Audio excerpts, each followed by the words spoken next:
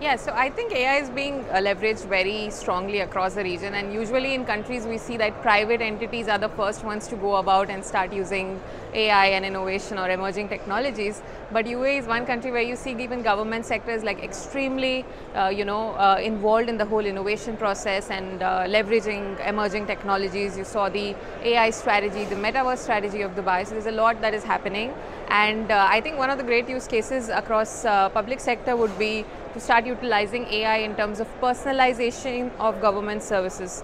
So having proper recommendations when someone is entering your public services and accessing those services. Plus, whenever someone is reaching out to the government entity, not just going with a basic chat bot, but actually having hyperscale automation.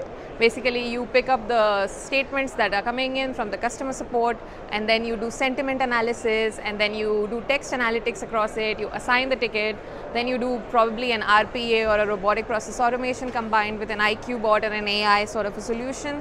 And then you have your other systems working in the background. So now what we are looking at is something which is not just independently AI or independently metaverse, but actually picking a perfect use case and creating a marriage of multiple different technologies and creating a right value addition. Yeah, I think we all know that small startups have this advantage. It's a green field and they have no investments in place, and they have already started directly from cloud.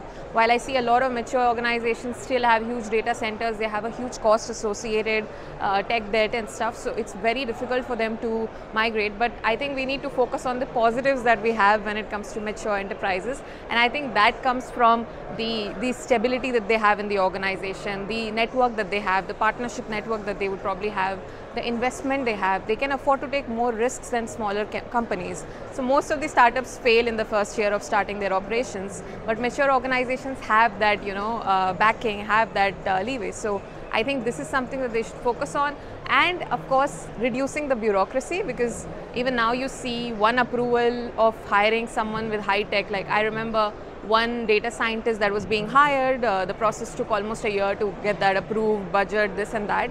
So looking at the bureaucracy of processes and how the complexity of the processes is, if that is the speed, it's going to be super hard to compete with startups. So I think that's where the mature companies have to work on.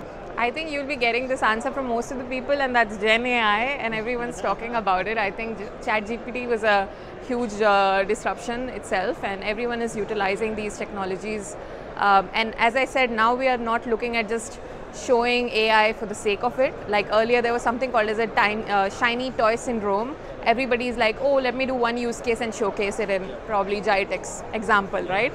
But now you'll actually see that the use cases people are showcasing, they're actually utilizing it in their organizations at a proper level in terms of scalability and implementation. So of course Gen AI, and then also you have metaverse, and as I said, hyper automation is something that I'm a fan of. So not trying to use one technology for the sake of it to impress somebody, but more of getting the business value out of it and picking the right business use case as well.